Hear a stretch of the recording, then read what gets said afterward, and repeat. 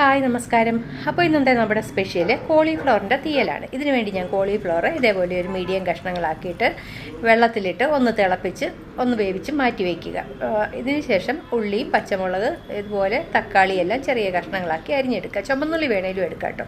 ഒരു പാൻ അടുപ്പിൽ വെച്ചിട്ട് കുറച്ച് എണ്ണ ഒഴിച്ച് അതിലേക്ക് കറിവേപ്പിലയിട്ട് നന്നായിട്ടൊന്ന് മൂപ്പിച്ചെടുക്കുക.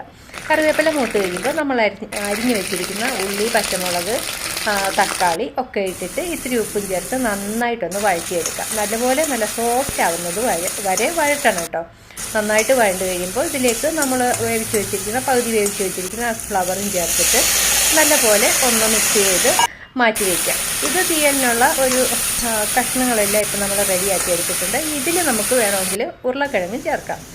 പിന്നെ ഒരു പാൻ അടുപ്പ് വെച്ചിട്ട് അതിലേക്ക് ചെറുതായിട്ട് തിരുമിയ തേങ്ങ, കുറച്ച് ജീരകം, ഉലുവ, കുറച്ച് കഷ്ണങ്ങളാക്കിയ ചുമന്നുള്ളി, കറിവേപ്പില ഇത്ര ഇട്ടിട്ട് ചെറിയ തീയിലിട്ട് നന്നായിട്ട് വറുത്തെടുക്കണം. മെറൂൺ കളർ, നല്ല ബ്രൗൺ കളറാവുന്നത് വരെ വറക്കണം. ഒട്ടും കരിഞ്ഞു പോരുത്. അതുകൊണ്ടാണ് ചെറിയ തീയിലിട്ട് കൈവിടാതെ ഇളക്കിയെടുത്ത് വറക്കണമെന്ന് പറയുന്നത്.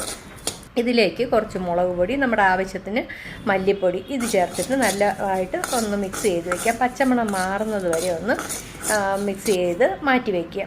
അതിനുശേഷം ഒരു മിക്സിയിലിട്ടൊന്ന് പൊടിച്ചെടുത്തിട്ട് അതിലേക്ക് ആവശ്യത്തിന് വെള്ളവും ചേർത്ത് നല്ല പേസ്റ്റായിട്ട് അരച്ചെടുക്കണം. ഒട്ടും തരിയില്ലാതെ നല്ല മഷി പോലെ അരച്ചെടുക്കണം. ഇതാണ് തീയലിൻ്റെ ബേസിക് അരപ്പ്. ഈ ബേസിക് അരപ്പ് വെച്ച് നമുക്ക് പച്ചക്കറി ഏത് വേണമെങ്കിലും തീയലുണ്ടാക്കാം. ഇനി ഈ അരപ്പ് നമ്മൾ വേവിച്ച് വെച്ചിരിക്കുന്ന കഷ്ണങ്ങളിലേക്ക് ചേർത്ത് ആവശ്യത്തിന് വെള്ളവും ഉപ്പും ഒക്കെ ചേർത്തിട്ട് ഇത്തിരി വാളംപുളി പിഴിഞ്ഞത് ഒഴിച്ച് ചെറിയ തീയിൽ വെച്ചിട്ട് ഒന്ന് വേവിച്ച് എണ്ണ ഒക്കെ തെളിയുന്നത് വരെ ഒന്ന് വറ്റിച്ചെടുക്കണം. അടിപൊളി തീയൽ റെഡി.